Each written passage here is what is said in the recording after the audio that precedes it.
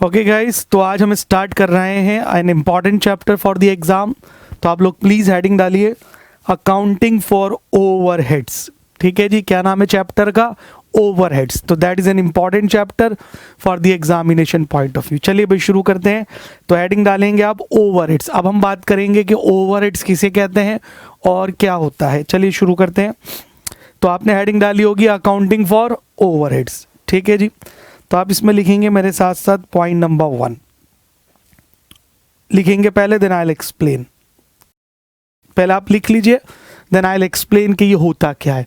तो हमने क्या लिखा है शुरू से देखते हैं भाई। Overhead is the aggregate AGGREGAT of indirect material, indirect labor and indirect expenses which cannot be conveniently identified with and directly allocated to a particular cost center or cost object in an economically feasible way. Full stop. It is also known as indirect cost, indirect burden or on cost. ठीक है guys, चलिए late me tell you, आसान शब्दों में देखेंगे भाई। आप शुरू से जानते हैं भाई, दो तरह के हमारे पास खर्चे होते हैं, एक होता है डायरेक्ट एक्सपेंस और एक होता है इनडायरेक्ट एक्सपेंस। आपने फाइनेंशियल अकाउंटिंग में सीखा था। तो डायरेक्ट एक्सपेंसेस को आप ट्रेडिंग अकाउंट में ले जाते हैं, इनडायरेक्ट एक्सपेंसेस को आप P&L में ले जाते हैं। क्लियर? उसी तरह से हमारी कॉस्ट अकाउंटिंग में भी दो तरह के खर्चे होते हैं, एक डायरेक्ट और इनडायरेक्ट। डायरेक्ट को तो हम भी डायरेक्ट बोलते हैं, लेकिन ध्यान रखना कॉस्ट अकाउंटिंग में जितने भी इनडायरेक्ट खर्चे होते हैं हम उन सारी चीजों को ओवरहेड्स के नाम से पुकारते हैं। तो इनडायरेक्ट को हम कॉस्ट अकाउंटिंग में किस नाम से पुकारते हैं? ओवरहेड्स। तो जब भी मैं बोलूं ओवरहेड्स तो इसका मतलब हमेशा इनडायरेक्ट। क्या ओवरहेड्स का मतलब कभी डायरेक्ट हो सकता है? सर इम्पॉसिबल है, नहीं हो सकता। तो इफ यू से ओवरहेड तो दैट मींस इनडायरेक्ट एक्सपेंसेस। ठीक है जी। अब ओवरहेड तीन चीजों से मिलकर बनता है भाई। खर्चे तो तीन तरह के होते हैं ना, एक को हम बोलते हैं इनडायरेक्ट मटेरियल, जो आप इनडायरेक्ट मटेरियल यूज कर रहे हैं। एक होता है डायरेक्ट मटेरियल जो गुड्स बनाने में लगता है। एक होता है इनडायरेक्ट मटेरियल, बोलो जी बात क्लियर, जो गुड्स में नहीं लगता लेकिन वो हेल्प करता है। जैसे मान लो आप कोई प्रोडक्ट बना रहे हैं, क्लियर है, उस प्रोडक्ट के अंदर मान लो आप स्टील का कोई प्रोडक्ट बना रहे हैं, तो उसमें जो स्टील लग रहा है वो डायरेक्ट मटेरियल है, बट उस प्रोडक्ट को बनाने के लिए हमें स्टेशनरी की जरूरत पड़ती है, पेपर पेंसिल वगैरह, डिजाइनिंग करने के लिए एंड ऑल दैट। बोलो जी बात क्लियर है? तो उसको हम बोलेंगे इनडायरेक्ट मटेरियल। क्या बोलेंगे? Indirect material. तो indirect material means overhead in cost accounting. फिर दूसरी चीज क्या हुई? Indirect labour. अब लेबर का मतलब वर्कर्स, एक जिनको हम पैसे देते हैं काम के बदले। एक होता है डायरेक्ट लेबर, एक होता है इनडायरेक्ट लेबर। डायरेक्ट लेबर वो होती है जो खुद अपने हाथ से प्रोडक्ट बना रही है। इनडायरेक्ट लेबर वो होती है जो प्रोडक्ट खुद नहीं बनाते हैं, हाँ वो सहायता करते हैं, गाइडेंस देते हैं, सुपरवाइज करते हैं। जैसे हमारी कंपनी में सुपरवाइजर है, तो जरा बताइए सुपरवाइजर खुद तो नहीं बनाता ना, वो तो सुपरवाइज करता है कि काम सही हो रहा है या नहीं हो रहा। क्लियर है? तो उसकी जो तनख्वाह है वो कौन सी लेबर मानी जाएगी? Indirect labour. क्लियर? और जैसे ही वो इनडायरेक्ट लेबर हो गई तो वो क्या है? ओवरहेड्स। फिर होता है इनडायरेक्ट एक्सपेंसेस। डायरेक्ट एक्सपेंसेस आपको पता है कि भाई जो आप ट्रेडिंग में लेके जाते हैं, power, fuel and all that. अब फैक्ट्री के अंदर आप प्रोडक्ट बना रहे हो तो मशीन पे लगने वाला डेप्रिसिएशन क्या है? इनडायरेक्ट, आप P&L में लेकर जाते हो। इलेक्ट्रिसिटी क्या है? इनडायरेक्ट। बोलो जी बात क्लियर है? यस और नो? टेलीफोन का बिल क्या है? इनडायरेक्ट। तो ये सारे इनडायरेक्ट एक्सपेंसेस हैं, इनको हम बोलते हैं ओवरहेड्स। तो इन शॉर्ट इनडायरेक्ट जितनी भी चीजें हैं उन सब को हम एक नाम से ओवरहेड बोलते हैं। बोलो जी बात क्लियर है? तो इसलिए कहा गया कि ओवरहेड क्या है? सर वो एग्रीगेट है। एग्रीगेट मतलब टोटल है भाई। किस किस चीज का टोटल है? इनडायरेक्ट मटेरियल का, इनडायरेक्ट लेबर का और इनडायरेक्ट एक्सपेंसेस का। जब हम इन तीनों को जोड़ देंगे ना, so that is known as overheads. क्या यहां तक मेरी बात समझ में आ गई? तो ये question fill in the blanks MCQ में भी आता है कि overhead is the aggregate of dash dash and dash. Clear है? तो आप आंसर क्या देंगे? Overhead is the aggregate of indirect material, indirect labour, indirect expenses. और एग्रीगेट का मतलब होता है जोड़ देना, यानी जब मैं इनडायरेक्ट मटेरियल, इनडायरेक्ट लेबर और इनडायरेक्ट एक्सपेंसेस इन तीनों को जोड़ दूंगा तो जो टोटल आएगा that will be known as overheads. तो आज के बाद आपको याद रखना है, in cost accounting overhead simply means indirect. तो क्या ओवरहेड कभी डायरेक्ट हो सकता है? नहीं हो सकता सर। क्लियर है। फिर हमने आगे लिखा which can not be conveniently identified with, जिसको आप आसानी से आइडेंटिफाई नहीं कर सकते।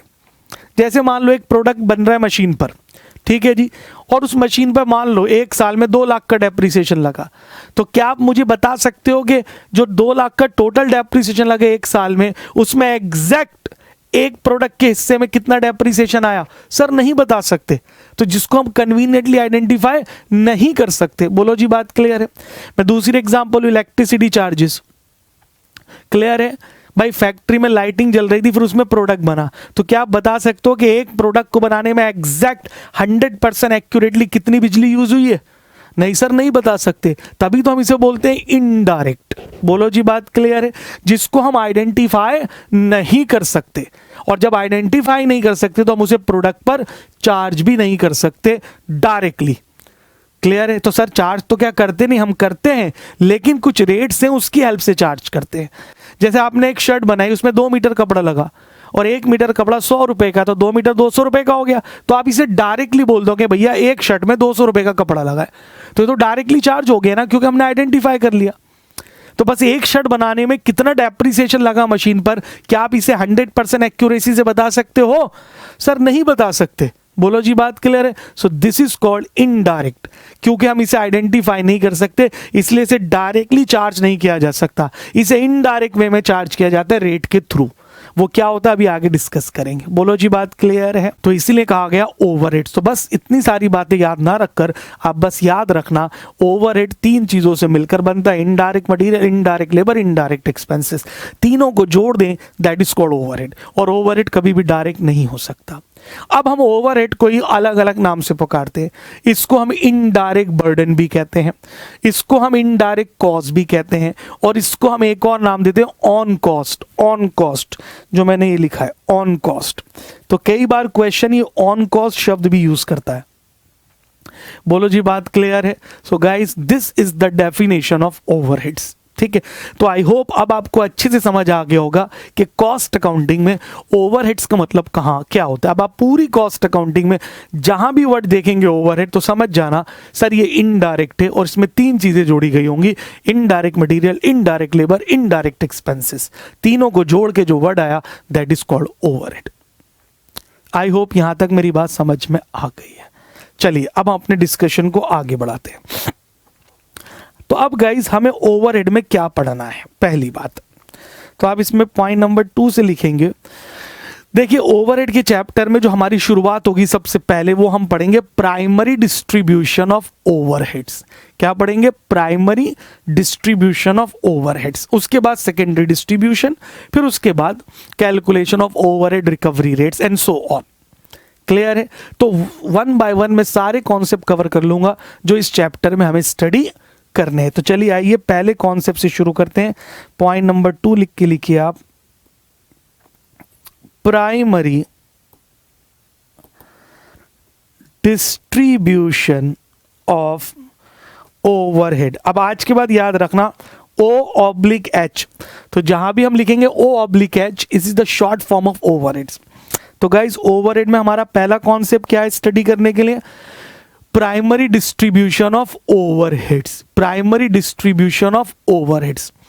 आपको पता है डिस्ट्रीब्यूशन मतलब बांटना, बंटवारा करना, तो ओवरहेड का बंटवारा करना, जिसको हम बोलते हैं प्राइमरी डिस्ट्रीब्यूशन। तो क्या हेडिंग डाली आपने? Primary distribution of overhead. ठीक है जी, लिखेंगे इसके अंदर, पहले नोट करिए, then I will explain.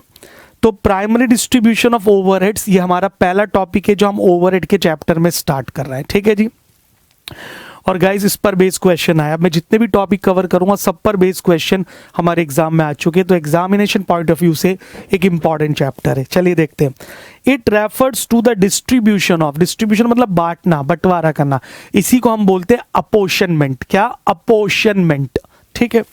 It refers to the distribution of common item of overheads between the production department and service department on some equitable basis. ठीक है, that is the meaning of the word primary distribution. Sir समझ नहीं आया, अब समझेंगे भाई, लिखने का काम खत्म, अब आप सिर्फ सुनेंगे और लिखेंगे कुछ नहीं। देखिए अगर मैं एक कंपनी की बात करूं गाइस, तो एक कंपनी में हमें दो डिपार्टमेंट मिलते हैं, एक होता है प्रोडक्शन डिपार्टमेंट और एक होता है सर्विस डिपार्टमेंट। लिखना नहीं है गाइस, सिर्फ सुनना है, कुछ नहीं करना। बस मैं आपको प्राइमरी डिस्ट्रीब्यूशन बताना चाहता हूं। अब सुनिए भाई, प्रोडक्शन डिपार्टमेंट वो डिपार्टमेंट है जिसका काम है प्रोडक्ट को बनाना, जैसे नाम से पता चल रहा है प्रोडक्शन, जहां पे प्रोडक्ट बनाया जाता है। सर्विस डिपार्टमेंट वो डिपार्टमेंट होते हैं जो प्रोडक्ट तो नहीं बनाते, लेकिन प्रोडक्शन डिपार्टमेंट की सहायता करते हैं प्रोडक्ट को बनाने के लिए। जैसे मैं एग्जांपल लूं अगर सर्विस डिपार्टमेंट की, तो आप देखेंगे जी स्टोर डिपार्टमेंट। सर ये वो डिपार्टमेंट है कंपनी में जिसमें मटेरियल रखा जाता है, प्रॉपर स्टोर किया जाता है, और जब भी प्रोडक्शन डिपार्टमेंट को मटेरियल की जरूरत होती है तो स्टोर डिपार्टमेंट से वो मटेरियल प्रोडक्शन में सप्लाई कर दिया जाता है। बोलो जी, बात क्लियर है? एक और लेते हैं, मेंटेनेंस डिपार्टमेंट। क्या लिखा है मैंने? मेंटेनेंस डिपार्टमेंट में DEPTT शॉर्ट में लिखता हूं, डिपार्टमेंट आप पूरा लिखेंगे एग्जाम में। मेंटेनेंस डिपार्टमेंट, सर इसका काम मशीनों को मेंटेन करना होता है, उनकी सर्विस करना होता है, खराब होने पे उनकी रिपेयर करना होता है या पार्ट्स की रिप्लेसमेंट करनी होती है। तो जैसे ही प्रोडक्शन डिपार्टमेंट में कोई मशीन खराब हो जाती है तो वो फौरन मेंटेनेंस डिपार्टमेंट को कॉल करते हैं, उसको इन्फॉर्म करते हैं, और वहां से मेंटेनेंस डिपार्टमेंट इसकी हेल्प करता है ताकि मशीन ठीक हो जाए। बोलो जी, बात क्लियर है?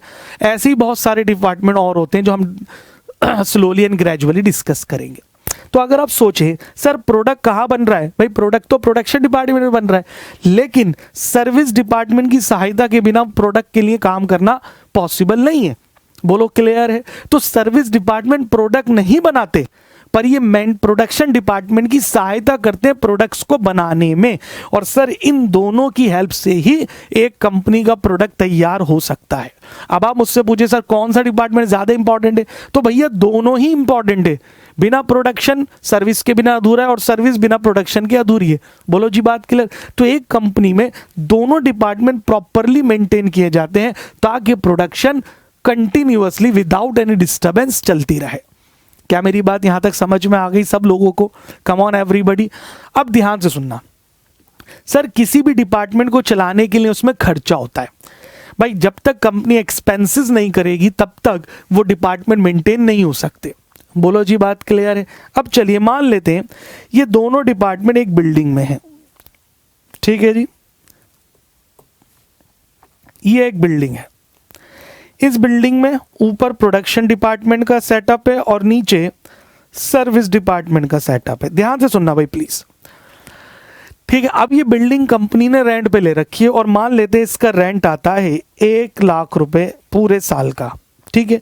पूरे साल का रेंट है 1 लाख रुपए, ठीक है जी। अब मेरा आपसे प्रश्न है, ये बताइए ये जो कंपनी 1 लाख रुपए का रेंट भर रही है उस बिल्डिंग का, तो वो पूरा 1 लाख रुपए का जो खर्चा हो रहा है वो बिल्डिंग का रेंट है। अच्छा, बिल्डिंग में दोनों डिपार्टमेंट प्रोडक्शन और सर्विस भी, तो मैं यही तो बोलूंगा जो 1 लाख का रेंट है वो दोनों डिपार्टमेंट का है। बोलो हाँ या ना? तो कंट्रोल पर्पस से कंपनी ये जानना चाहती है कि जो हम 1 लाख का रेंट भर रहे हैं बिल्डिंग का, उसमें से प्रोडक्शन डिपार्टमेंट का हिस्सा कितना और सर्विस डिपार्टमेंट का हिस्सा कितना। बोलो जी, बात क्लियर है? मतलब इस 1 लाख के रेंट को मैं डिवाइड करना चाहता हूं कि मैं प्रोडक्शन डिपार्टमेंट का कितना रेंट दे रहा हूं और सर्विस का कितना दे रहा हूं। सर ये कंपनी क्यों जानना चाहती है? कंट्रोल पर्पस से। कहीं ऐसा तो नहीं किसी डिपार्टमेंट पर हम अननेसेसरी ओवर एक्सपेंडिचर कर रहे हैं और किसी डिपार्टमेंट पर हम अननेसेसरी अंडर एक्सपेंडिचर कर रहे हैं, कोई ऐसा तो नहीं हो रहा ना? बोलो जी, बात क्लियर है? अब प्रश्न ये उठता है, इस 1 लाख के रेंट को आपको इन दोनों डिपार्टमेंट में बांटना है, तो आप कैसे डिस्ट्रीब्यूट करोगे? कैसे बताओगे कि 1 लाख में प्रोडक्शन का कितना और सर्विस का कितना? बोलो जी, बात क्लियर? अच्छा, 1 लाख रुपए क्या है? ये रेंट है उस बिल्डिंग का जिसमें दोनों डिपार्टमेंट है। तो इसको बांटने के लिए आप क्या करोगे? आप इसके लिए पता करोगे एरिया। क्या पता करोगे? एरिया, बिल्डिंग का एरिया। बोलो जी, बात क्लियर है? फिर ये कहोगे सर इस टोटल बिल्डिंग में से कितने एरिया में प्रोडक्शन डिपार्टमेंट और कितने एरिया में सर्विस डिपार्टमेंट है। बोलो जी, बात क्लियर है? और उस एरिया के आधार पर आप इस 1 लाख के रेंट को डिस्ट्रीब्यूट कर दोगे तो हमें पता चल जाएगा कि इस 1 लाख में प्रोडक्शन का हिस्सा कितना और सर्विस का हिस्सा कितना। बोलो जी, बात क्लियर? अब आपके मन में आ रहा होगा सर हम ऐसा क्यों करते हैं, मैं बार बार कह रहा हूं कंट्रोल पर्पस के लिए, ताकि हम ये पता करें कहीं ऐसा तो नहीं किसी डिपार्टमेंट पर हम ज्यादा खर्च कर रहे हैं, कम होना चाहिए, या किसी डिपार्टमेंट पर हम कम खर्च कर रहे हैं जबकि उसके लिए ज्यादा खर्चा फीजिबल है। आई होप मेरी बात क्लियर है।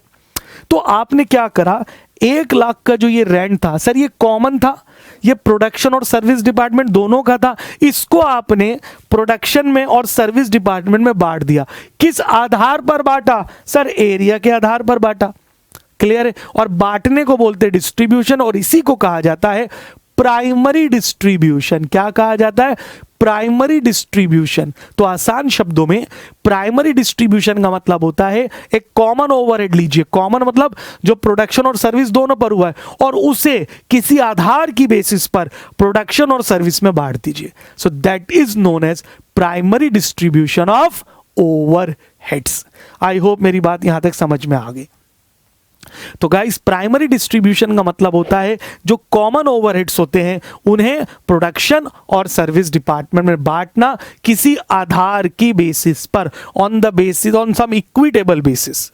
बोलो जी बात clear, that is primary distribution. चलिए एक और एग्जांपल ले लेते हैं। मान लीजिए कैंटीन है भाई, हम अपने स्टाफ के लिए कैंटीन दे रहे हैं। कैंटीन पर हमारा साल का खर्चा होता है 5 लाख रुपए का। हमने अपने एम्प्लॉयज के लिए कैंटीन फ्री कर रखी है जिसमें हम चाय कॉफी रिफ्रेशमेंट देते हैं एम्प्लॉयज को फ्री ऑफ कॉस्ट। बोलो जी बात क्लियर, बहुत कंपनी में ऐसा होता है। तो साल में 5 लाख रुपए का हमारा कैंटीन पे खर्चा होता है। अब भाई प्रोडक्शन और सर्विस डिपार्टमेंट में ह्यूमंस है ना, मनुष्य काम कर रहे हैं, उनकी रिक्वायरमेंट है चाय कॉफी स्नैक्स, ये सब तो चलेगा, लंच वगैरह। ओके, अब मैं ये पता करना चाहता हूँ ये जो मैंने 5 लाख खर्च करे इन दोनों डिपार्टमेंट में, इस पे प्रोडक्शन का हिस्सा कितना और सर्विस का हिस्सा कितना, तो इसको कैसे डिस्ट्रीब्यूट करूं मैं, उसके लिए कोई आधार होना चाहिए। तो यहां पर जो आधार होता है गाइस वो होता है नंबर ऑफ एम्प्लॉइज।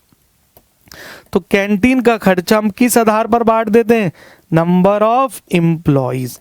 मान लीजिए प्रोडक्शन में एम्प्लॉइज हैं 50 और सर्विस में एम्प्लॉयड हैं 25। हमारी कंपनी में टोटल 75 एम्प्लॉइज हैं। क्लियर है, या बढ़ा देते हैं, चलो 500 एम्प्लॉइज काम करते प्रोडक्शन डिपार्टमेंट में और 250 एम्प्लॉइज काम करते सर्विस डिपार्टमेंट में। क्लियर है। तो हम क्या करेंगे, इस 5 लाख के खर्चे को प्रोडक्शन और सर्विस में बांट देंगे नंबर ऑफ एम्प्लॉइज की रेशियो में। तो यहां पर आधार क्या हुआ, बेस क्या हुआ, नंबर ऑफ एम्प्लॉइज। तो मैं 500:250 की रेशियो लूंगा और इसमें से बांट दूंगा। सो that is called basically the primary distribution of overheads. Clear है। तो क्वेश्चन हमसे यही पूछेगा, हमें वो सारे ओवरहेड देगा, प्रोडक्शन डिपार्टमेंट सर्विस डिपार्टमेंट देगा, और हमसे कहेगा सर आप ना इसको दोनों में बांट कर दिखाओ। आप तो हमें ये बताओ कि जो हमने ओवरहेड खर्च किए हैं उसमें प्रोडक्शन का हिस्सा कितना है और उसमें सर्विस का हिस्सा कितना है। क्या मेरी बात यहां तक समझ में आ गई? इसी को हम बोलते हैं प्राइमरी डिस्ट्रीब्यूशन ऑफ ओवरहेड्स। ठीक है, आई होप यहां तक क्लियर है। अब सर ओवर डिस्ट्रीब्यूट करने के लिए हमें बेसिस चाहिए। क्या चाहिए? बेसिस। किस आधार पर हम इसको बांटे? तो सर जैसे मैंने बता दिया, दो तो मैंने आपको बता ही दिए भाई। रेंट को बांटोगे आप एरिया की बेसिस पर, ठीक है जी। कैंटीन एक्सपेंसेस को बांटोगे आप नंबर ऑफ एम्प्लॉइज की बेसिस पर। सर ऐसे कितने सारे खर्चे हो सकते हैं, बहुत सारे खर्चे हो सकते हैं। तो अब मैं आपको एक टेबल बताने जा रहा हूं। उस टेबल में हमने एक तरफ ओवरहेड लिखे और एक तरफ उसको बांटने का बेस लिखा है, ताकि आपको कहीं कोई परेशानी ना हो। बस आपको उस टेबल को 1-2 बार रीड कर लेना है तो आपको बाय हार्ट याद हो जाएगा। बोलो जी बात क्लियर? क्योंकि एक क्वेश्चन में सब कुछ गिवन होगा, बेसिस आपको खुद डिसाइड करना पड़ेगा कि कौन सा ओवरहेड किस बेस पर बांटा जाएगा। चलिए, आई होप यहां तक समझ में आ गया आपको। प्राइमरी डिस्ट्रीब्यूशन आपको बिल्कुल क्लियर है। चलिए गाइस, अब आप लिखेंगे point number 3, basis of apportionment. Apportionment का मतलब होता है distribution, no confusion at all. APPORTIONMENT। तो guys apportionment basically means what? Distribution. तो basis of apportionment of common overheads, ये आप हेडिंग डालिए, basis of apportionment of common overhead. ठीक है जी। और 2 लाइनें आप इस पे खींच लीजिए। पहली लाइन में लिखेंगे आप ओवरहेड्स पहला कॉलम ओवरहेड और दूसरा कॉलम बेसिस ऑफ अपोर्शनमेंट। यानी ये कॉमन ओवरहेड है और ये वो आधार है जिसकी आधार पर, ये वो बेसिस है जिसकी हेल्प से आपको ओवरहेड को क्या करना है, डिस्ट्रीब्यूट करना है। तो गाइस ये टेबल आपको बहुत हेल्प करेगी सम सॉल्व करने में। And let me tell you, ये टेबल आपको अच्छे से याद होनी चाहिए। बोलो जी बात क्लियर है? चलिए शुरू करते हैं। तो पहली ओवरहेड हम लेते हैं factory rent, rates and taxes. Question में गिवन होगा जी फैक्ट्री का रेंट, फैक्ट्री का रेट्स एंड टैक्सेस, ठीक है जी। तो इसको बांटने का बेस क्या होता है गाइस? फ्लोर एरिया ऑक्यूपाइड, ठीक है जी, फ्लोर एरिया ऑक्यूपाइड। और फ्लोर एरिया क्वेश्चन में गिवन होगा। यानी एक बिल्डिंग का रेंट है, फैक्ट्री का रेंट है, तो उसको कैसे बांटेंगे? हम ये देखेंगे कि कितनी जगह प्रोडक्शन डिपार्टमेंट के पास है, कितनी जगह सर्विस के पास है। ये क्वेश्चन में गिवन होगी, आपको परेशान होने की जरूरत नहीं है। तो यानी आसान शब्दों में फ्लोर एरिया क्वेश्चन में गिवन होगा, बस आपको उस एरिया की रेशियो बनानी है और उस रेशियो में डिस्ट्रीब्यूट कर देना है। That's it, as simple as that, ठीक है जी। Second, repair and maintenance of factory building. हाँ जी, तो अगर आपको फैक्ट्री की बिल्डिंग है उसकी रिपेयर मेंटेनेंस हुई है तो हमारा ओवरहेड है, तो अब उसे भी बांटना है, तो उसका बेस भी यही होगा, क्या? Floor area occupied. तो सर क्या ये संभव है कि दो से ज्यादा ओवरहेड का सेम बेस हो? बिल्कुल हो भाई, ये दो अलग अलग ओवरहेड है, दोनों का बेस क्या है? बिल्कुल सेम है। गाइज ये टेबल आपको बाय हार्ट याद करनी है, एक दो बार ध्यान से रीड करेंगे तो क्लियर हो जाएगा, कोई दिक्कत नहीं है। Third, depreciation of factory building. अगर आपको बिल्डिंग का डेप्रिसिएशन दे रखा है तो इसका बेस भी क्या होगा जी? फ्लोर एरिया ऑक्यूपाइड, ठीक है भाई। चलिए देखते जाएंगे मेरे साथ साथ। Depreciation of plant and machinery, depreciation of plant and machinery, ठीक है जी, ध्यान से सुनना, ये सबसे इंपॉर्टेंट है, ऑलमोस्ट हर क्वेश्चन में होता है ये depreciation of plant and machinery. तो ये आ जाएगा किस में? Value of plant and machinery. मतलब जो प्लांट एंड मशीनरी की कॉस्ट है, यहाँ कॉस्ट और वैल्यू का मतलब सेम है। तो आपको क्वेश्चन में प्लांट एंड मशीनरी की कॉस्ट दे रखी होगी, बस उस कॉस्ट की आप रेशियो लेंगे और उसमें डेप्रिसिएशन को बांट देंगे। बोलो जी बात क्लियर है? तो this is an important, almost her question में होता है ये कि प्लांट एंड मशीनरी पे डेप्रिसिएशन लगा है तो अब उसको डिस्ट्रीब्यूट करना है, तो मशीन की वैल्यू के आधार पर। क्लियर है? तो अगर महंगी मशीन है तो उसके हिस्से में ज्यादा डेप, सस्ती मशीन है तो उसके हिस्से में कम डेप। तो ये प्लीज याद करना है आपको, ठीक है जी। नेक्स्ट है गाइस, इंश्योरेंस ऑफ स्टॉक। भाई अब हमारे पास गोडाउन में स्टॉक भरा है तो कल को उसमें खराब ना हो, चोरी ना हो जाए, हम उसका इंश्योरेंस करा लेते हैं, ठीक है जी। तो इसको किसके आधार पर बांटेंगे हम? वैल्यू ऑफ स्टॉक, ठीक है जी। आपको पता है इंश्योरेंस किसके आधार पर होता है? वैल्यू के आधार पर। तो इंश्योरेंस ऑफ स्टॉक में क्या आ जाएगा? Value of stock. जो भी स्टॉक की वैल्यू होगी उसकी रेशियो में हम बांट देंगे। पॉइंट नंबर 6, सुपरविजन, ठीक है जी। सुपरवाइजर, इसमें सुपरविजन के जो भी खर्चे होते हैं, क्लियर? तो इसको हम किसके आधार पर बांट देंगे जी? नंबर ऑफ वर्कर्स, ठीक है। Point number 7, canteen comma staff welfare expenses. हाँ जी, कैंटीन के खर्चे और स्टाफ वेलफेयर के खर्चे, इसका भी आधार क्या है? Number of workers.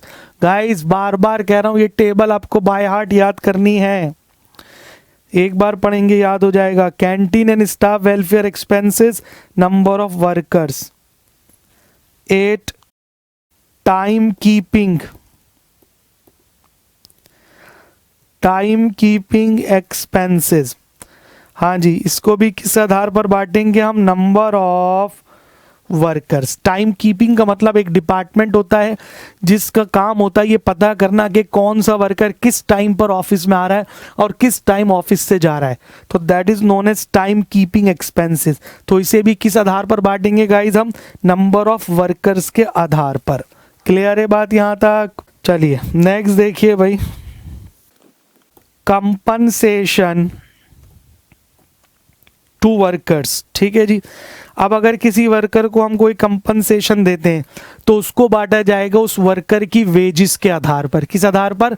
वेजिस के आधार पर। भाई अगर किसी मैनेजर को कंपनसेशन दे रहा है तो वो ज़्यादा होता है, लेबर को कंपनसेशन देता है वो कम होता है। क्लियर है? देयरफॉर नेक्स्ट, ESI ये पेपर में आ चुका है, आप जानते होंगे full form, employ state insurance. Employ state insurance that is called ESI। बोलो जी बात क्लियर? सर इसे भी किस आधार पर बांटते हैं? वेजेस। ये क्या होता है भाई, जिस स्टेट में आपको नौकरी मिलती है सबसे पहले उस स्टेट में आपका इंश्योरेंस कराया जाता है। क्लियर है? सो उसको बोलते हैं एम्प्लॉय स्टेट इंश्योरेंस। ये खर्चा कंपनी भरती है इंश्योरेंस का प्रीमियम, तो अब इस खर्चे को वो चार्ज करेगी तो किसके आधार पर? वेजेस के आधार पर। ठीक है जी। PF contribution, provident fund contribution, आपने अच्छे से पढ़ रखा होगा डायरेक्ट टैक्स में। ठीक है जी, PF क्या होता है सैलरी के चैप्टर में। तो प्रोविडेंट फंड कॉन्ट्रीब्यूशन भी जो होता है ये किस आधार पर बांटा जाता है गाइस? वेजिस के आधार पर। ठीक है जी। Next, store overheads. ठीक है जी, अब स्टोर ओवरहेड्स का क्या मतलब है? स्टोर यानी वो जगह जहां पर आप मटेरियल को रखते हो, तो वहां पर बिजली का बिल आ रहा है भैया, जो बंदा है स्टोर कीपर उसकी तनख्वाह है, तो उन सबको हम एक नाम से बोलते हैं स्टोर ओवरहेड्स। ठीक है, तो उसको हम किस आधार पर बांटेंगे? Value of direct material. अब उस स्टोर में जो मटेरियल रखा हुआ है उसकी वैल्यू के आधार पर, तो value of direct material. Next, material handling charges. Material handling charges मतलब मटेरियल को एक जगह से दूसरी जगह पहुंचाना, तो इसमें जो खर्चा आया तो उसको किस आधार पर बांटेंगे गाइस हम? Wait of direct material. आपको पता है ट्रक टेम्पो वाले वेट के आधार पर चार्ज करते हैं। ठीक है जी, हम लोग पढ़ चुके हैं ये सर्विस कॉस्टिंग पे, जिन्होंने नहीं पढ़ा वो देखेंगे। Weight of direct material. Then we have got lighting and heating. Lighting and heating, बिजली पानी का खर्चा। बोलो जी बात क्लियर है? तो इसको हम बांटते हैं किस आधार पर? नंबर ऑफ लाइट पॉइंट्स और एरिया। बोलो जी बात क्लियर है? और area, number of light point और एरिया ऑक्यूपाइड। अब जरा इसको समझ लो, लाइटिंग एंड हीटिंग का जो खर्चा है इसको हम किस आधार पर बांटेंगे? तो है नंबर ऑफ लाइट पॉइंट। अब सर लाइट पॉइंट का मतलब होता है स्विचेस, जो खटके लगे होते हैं, जो स्विच लगे होते हैं। भाई जितने ज़्यादा स्विच हैं इसका मतलब उतनी ज़्यादा आप लाइट कंज्यूम कर रहे हो, क्योंकि जो स्विच होते हैं वो कभी भी डेकोरेशन के लिए तो नहीं होते। तो अगर क्वेश्चन में हीटिंग एंड लाइटिंग दे रखा है तो पहला प्रायोरिटी आप किस आधार पर बांटेंगे? Number of light points. Light point मतलब स्विच। कई बार क्या होता है क्वेश्चन में ओवरहेड तो दे रखा है लाइटिंग एंड हीटिंग, पर लाइट पॉइंट गिवन नहीं होते, तो उस केस में अगर लाइट पॉइंट गिवन ना हो तो उस केस में हम डिस्ट्रीब्यूट करेंगे एरिया के आधार पर। भाई जिस डिपार्टमेंट के पास जितना एरिया उसके आधार पर। क्यों सर? इसलिए क्योंकि अगर किसी डिपार्टमेंट के पास ज़्यादा बड़ी जगह है तो उसको ज़्यादा लाइटिंग चाहिए और छोटी जगह में कम लाइटिंग चाहिए। क्लियर है? तो जिसके पास ज़्यादा जगह उसने लाइट भी ज़्यादा ली होगी तो उसके हिस्से में ज़्यादा बिल आएगा। जिसके पास छोटी जगह उसने लाइट भी कम ली होगी तो उसके हिस्से में कम बिल आएगा। बोलो क्लियर है? तो हीटिंग एंड लाइटिंग के दो बेस हो गए, क्या? नंबर ऑफ लाइट पॉइंट या फिर फ्लोर एरिया। क्लियर है? तो पहली प्रायोरिटी हम किसको देंगे? लाइट पॉइंट्स को। सर अगर क्वेश्चन में दोनों गिवन है तो क्या करेंगे? तो हम इसे लाइट पॉइंट की बेसिस पर बांट देंगे। आई होप यहां तक क्लियर हो रहा है गाइस। नेक्स्ट, पावर या फिर स्टीम कंजम्पशन। ठीक है जी, तो इसको हम बांटेंगे किस आधार पर, horse power of machine, horse power of machine. अब सर ये क्या होती है, पावर का मतलब होता है बिजली। आपको पता है जो हमारे घर में बिजली आती है वो बहुत कम पावर की होती है, और जो मशीनें यूज़ करती है वो बहुत ज़्यादा पावर की होती है। भाई जो हमारे घर में बिजली आती है वो 200, 300, 250 वाट की होती है, पर जो फैक्ट्री में चाहिए वो 440 वाट। आपने सुना होगा 440 वाट छूना है मना, क्लियर। कहीं लिखा होता है खंभों पे 11,000 वोल्ट, डेंजर का साइन बना होता है, क्लियर है। तो इसको हम बोलते हैं पावर। तो मशीन की शक्ति को हम हॉर्स पावर में नापते हैं। शॉर्ट में कई बार क्वेश्चन इसे एचपी लिख देता है, तो एचपी मतलब हॉर्स पावर। भाई जितने ज़्यादा एचपी होंगे उतनी ज़्यादा पावरफुल मशीन होगी और उसने उतनी ही ज़्यादा बिजली ली होगी।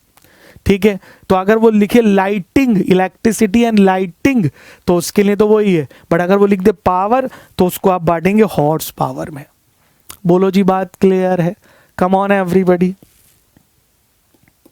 उसके बाद कई बार क्वेश्चन में गिवन होता है सन्ड्री एक्सपेंसेस या फिर मिसलेनियस एक्सपेंसेस।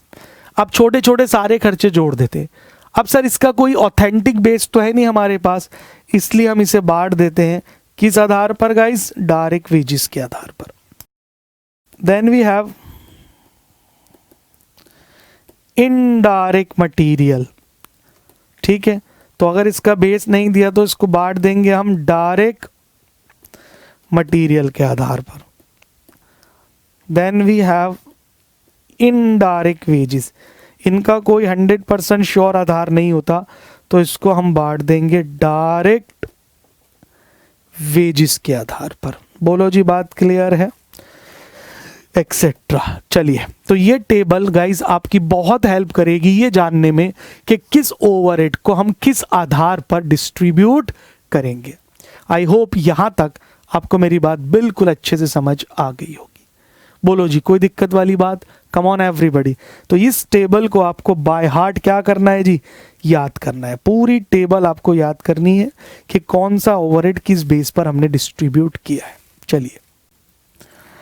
चलिए भाई, अब जो हमने सीखा है प्राइमरी डिस्ट्रीब्यूशन, अब उस पर बेस्ड हम सम करेंगे ताकि आपको आइडिया हो जाए अच्छे से कि हम प्राइमरी डिस्ट्रीब्यूशन किस तरह से करते हैं। Okay guys, let's start. आप मेरे साथ साथ देखेंगे क्वेश्चन नंबर 26 बुक में, क्वेश्चन नंबर 26। ठीक है जी, आइए let's start. A factory has 3 production department P1, P2, P3। एक फैक्ट्री में 3 प्रोडक्शन डिपार्टमेंट है, क्या क्या नाम है उनका, P1, P2 and P3, and 2 service department S1 और S2। अब आपको एक आइडिया हो चुका है कि प्रोडक्शन डिपार्टमेंट वो डिपार्टमेंट है जो गुड्स बनाता है, सर्विस डिपार्टमेंट वो डिपार्टमेंट है जो गुड्स बनाने में प्रोडक्शन डिपार्टमेंट की सहायता करता है। ध्यान रखना, सर्विस डिपार्टमेंट खुद गुड्स नहीं बनाता। आइए, the following overheads and other information are extracted from the books for the month of Jan. तो अब गाइज हमें ओवरहेड्स दे रखे हैं जो ये 5 डिपार्टमेंट पे खर्च हुए हैं। तो 3 तो सर्विस डिपार्टमेंट हो गए और 2, सॉरी मैंने उल्टा बोल दिया, 3 प्रोडक्शन डिपार्टमेंट और 2 सर्विस डिपार्टमेंट। अब इन 5 डिपार्टमेंट पे जो कॉमन खर्चे हुए हैं ये वो दे रखे हैं। रेंट है जी 6,000 का, repair 3600, depreciation, lighting, supervision, fire insurance for stock, ESI contribution, आप समझते हैं एम्प्लॉय स्टेट इंश्योरेंस, पावर। अब कुछ इंफॉर्मेशन दे रखे हैं टेबल में। एरिया स्क्वायर फीट तीनों डिपार्टमेंट का, सर्विस तीनों प्रोडक्शन डिपार्टमेंट और दोनों सर्विस डिपार्टमेंट का एरिया दे रखा है स्क्वायर फीट में। नंबर ऑफ वर्कर दे रखे हैं, P1 में 54 लोग काम कर रहे हैं, P2 में 48, इस तरह से। वेजेस दे रखा है, वैल्यू ऑफ प्लांट दे रखा है, स्टॉक वैल्यू दे रखा है, हॉर्स पावर ऑफ प्लांट दे रखा है। एलोकेट और अपोर्शन दोनों का मतलब क्या होता है, बांटो। The overheads among the various department on suitable basis। कह रहा है जी जो हमने ऊपर ओवरहेड दिए ना आपको, आप हमें इन डिपार्टमेंट में बांट के दिखाओ किस आधार पर, सुटेबल बेसिस के आधार पर। ठीक है जी, अब क्योंकि कॉमन ओवरहेड है और वो हमें 5 डिपार्टमेंट में बांटने, तो guys basically what he is asking for, he is asking for primary distribution of overheads. चलिए गाइस लेट्स स्टार्ट। आप एक बार फिर से क्वेश्चन देख लीजिए। कॉमन ओवरहेड दे रखे हैं और हर डिपार्टमेंट की कुछ इंफॉर्मेशन दे रखी हैं, तो ये बेसिस है, इनके आधार पर हमें ओवरहेड डिस्ट्रीब्यूट करना है। क्लियर? तो बेसिस आपको खुद सेलेक्ट करना पड़ेगा, क्वेश्चन विल नॉट इन्फॉर्म। चलिए भाई शुरू करते हैं, लेट स्टार्ट। आइए हेडिंग डालते हैं, statement showing primary distribution of overheads. Statement showing primary distribution of overheads. अब गाइज इसको आप एक टेबल बना के सॉल्व करेंगे, उसमें कितने कॉलम होंगे वो देख लीजिए। पहला कॉलम हम लेंगे ओवरहेड्स का, ओवरहेड्स। दूसरा कॉलम हम लेंगे टोटल का, इसके नीचे रुपीस। तीसरा कॉलम हम लेंगे बेसिस, बांटने का आधार। फिर हम लेंगे प्रोडक्शन डिपार्टमेंट्स। ठीक है जी, कौन कौन से हैं? P1, P2, P3। Clear? And then we will have service department. कौन कौन से हैं? S1 और S2। तो गाइस इस फॉर्म में ये आपको पूरी टेबल बनानी है। आप चाहो तो ऐसे बना लो, चाहे तो आप लाइंस ड्रॉ कर देना, चॉइस इज योर्स। आइए अब देखिए डिस्ट्रीब्यूशन किस तरह से होगा, कितना सिंपल है। चलिए अब हम पहला ओवरहेड लेंगे गाइस, रेंट। हमने पहला ओवरहेड लिया रेंट, टोटल में उसका अमाउंट लिखेंगे 6000। अब मेरा आपसे प्रश्न है, रेंट ओवरहेड है और ये रेंट 6000 रुपये का है, पांचों डिपार्टमेंट का, 3 प्रोडक्शन 2 सर्विस। अब आप इस रेंट को इन पांचों डिपार्टमेंट में बांटेंगे, तो बताइए रेंट को बांटने का आधार क्या है? टेबल देखिए, हमने आपको अभी टेबल में लिखवाया। तो गाइस हम इसको बांटेंगे किस बेस में? तो what is the basis? Area square feet. किस में? एरिया स्क्वायर फीट में। तो अब आप क्या करेंगे? P1, P2, P3, S1, S2 जो एरिया दे रखा है इसकी रेशियो लेंगे। तो अब मैं आपको क्वेश्चन में दिखा दूं, सर P1 का एरिया है 400 स्क्वायर फीट, 300, 270, 150, 80। तो आप इन सब की रेशियो लेंगे, 4, 3, 270, 150, 80। ठीक है जी, तो क्या क्या रेशियो बनेगी आप देखिए। सब में से 400 ratio 400 is to 300 is to 270 is to 150 is to 80। इस रेशियो में आप इसमें बांट देंगे। आई होप मेरी बात क्लियर है। किस रेशियो में बांट देंगे? एरिया की, 400, 300, 270, 150 और 80। अब आप मुझे बताइए, क्या आपको रेशियो में डिस्ट्रीब्यूट करना आता है? सर 100% आता है, उसमें दिक्कत क्या है? तो आप 6000 को इस रेशियो में बांट दीजिए। तो बताइए P1 के हिस्से में कितना? तो मैं ज़रा नीचे लिख रहा हूँ, P1 में आया 2000, चेक करिए। P2 1500, P3 1350, P4 750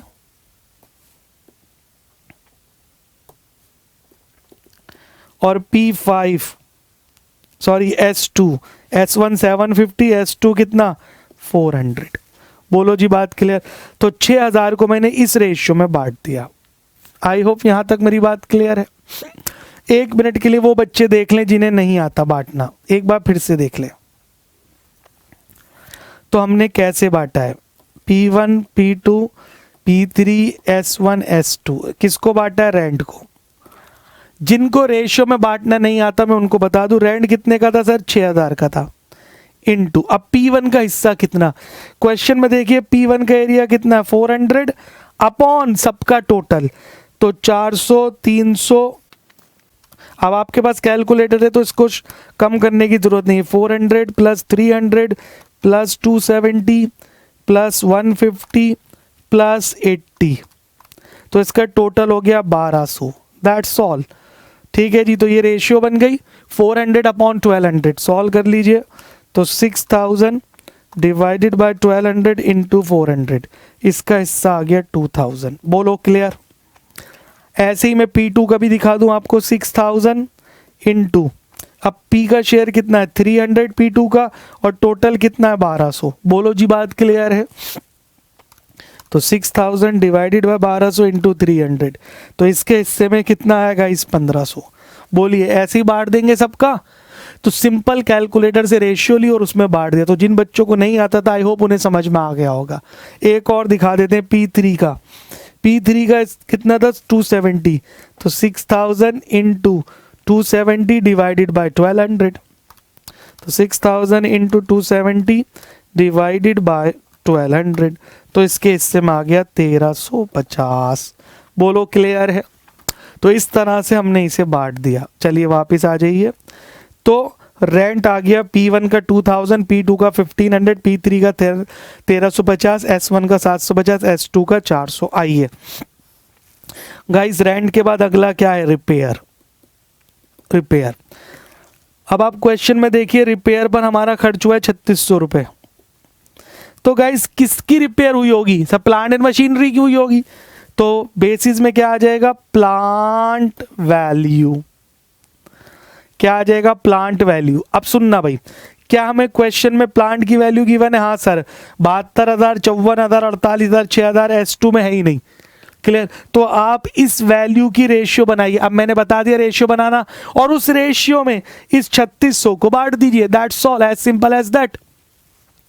तो 72,000, 54,000, 48,000, 6,000 इसकी रेशियो लेंगे और उस रेशियो में किसको डिस्ट्रीब्यूट कर देंगे गाइस, 3600 को। चलिए कैलकुलेटर पे करना शुरू करिए।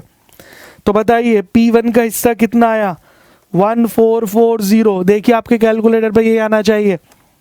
P2 बताइए 1080, P3 बताइए 960, S1 बताइए 120, S2 में नील। क्यों सर? अरे भैया S2 में कोई प्लांट एंड मशीनरी है ही नहीं।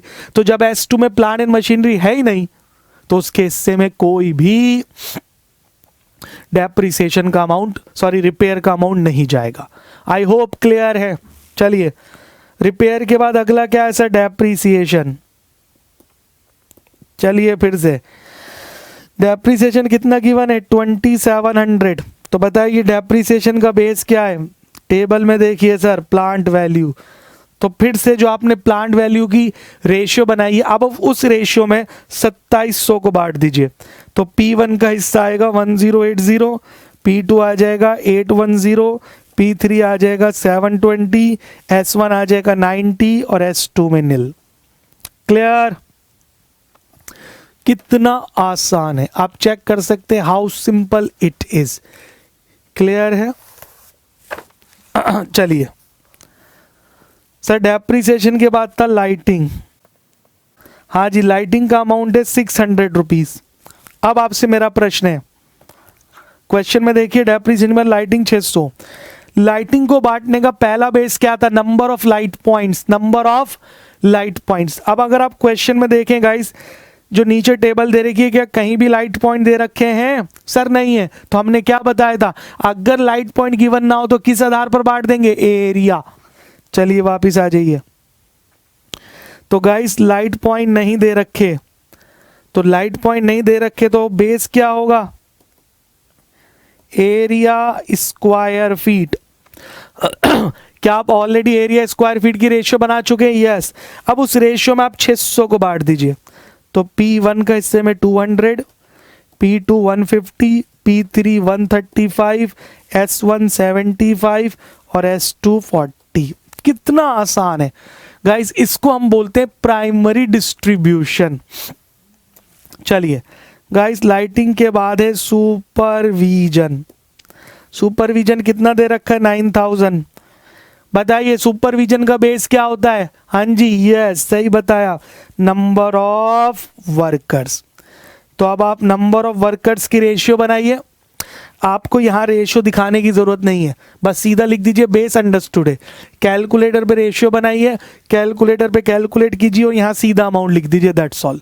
तो ये सारी वर्किंग कैलकुलेटर पर है, आपको इसको दिखाने की जरूरत नहीं है। तो 9000 को पांचों डिपार्टमेंट में बांटना है, किसकी रेशियो में, नंबर ऑफ वर्कर्स की। तो गाइस पहला आंसर 2700 यही आना चाहिए आपके कैलकुलेटर पे। 2400, 1800, 1200 और 900। चेक करिए भाई, यही है। कम ऑन एवरीबॉडी। सुपर के बाद आता है fire insurance, fire insurance of stock कितना दे रखा है गाइस 3000। हाँ जी इसका बेस क्या बताया था हमने आपको, स्टॉक वैल्यू। क्लियर। तो अगर आप क्वेश्चन में देखिए क्या स्टॉक वैल्यू दे रखी है सर, हाँ ये रही स्टॉक वैल्यू 45, 27, 18। S1 S2 में है ही नहीं, तो सिर्फ ये तीनों में बांट दिया जाएगा, P1 P2 और P3 में। तो 45,000, 27,000, 18,000 की रेशियो लीजिए और इस रेशियो में 3000 को बांट दीजिए केवल P1 P2 और P3 में। तो जरा बताएंगे आप P1 में कितना 1500 रुपये, चेक कीजिए। P2 900, P3 600, इसमें नील इसमें नील। ठीक है जी।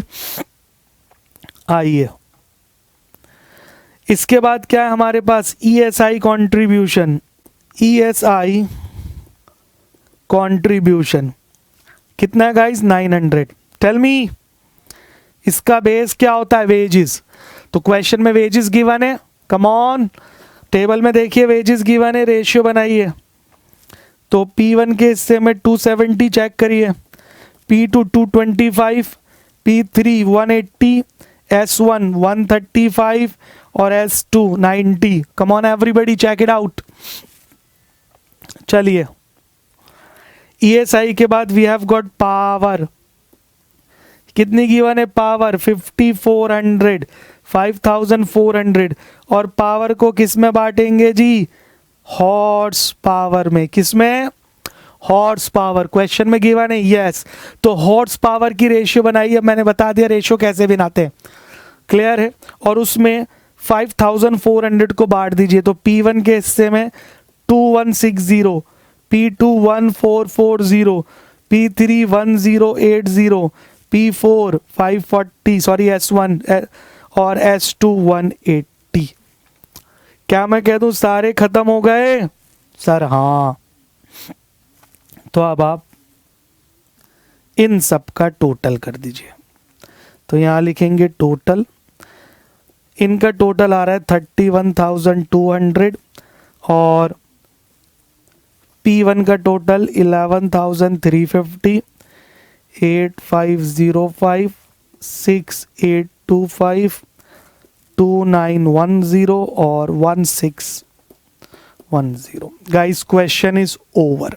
ये हमारा क्वेश्चन खत्म हो गया। तो that is called primary distribution of overheads. ठीक है जी। तो ओवरहेड्स का हमने प्राइमरी डिस्ट्रीब्यूशन क्या करा, कंप्लीट कर लिया। तो पहला टॉपिक पूरा हो गया। अभी हम इस पर बेस और सम करेंगे, don't worry. But I hope इस क्वेश्चन के थ्रू आपको एक फेयर आइडिया हो गया होगा कि primary distribution of overhead basically क्या होता है। तो प्लीज आप क्वेश्चन नोट कर लीजिए वेरी क्विकली। टेबल को याद रखना गाइस, मैं बार बार कह रहा हूं, वो जो टेबल है वो आपको बाय हार्ट याद करनी है। और देखो कितना आसान है, क्लियर। रेशियो बनाओ और कैलकुलेटर की हेल्प से बस आप डिस्ट्रीब्यूट कर दो, that's all, nothing else. Note कर लीजिए जल्दी से और अंत में टोटल।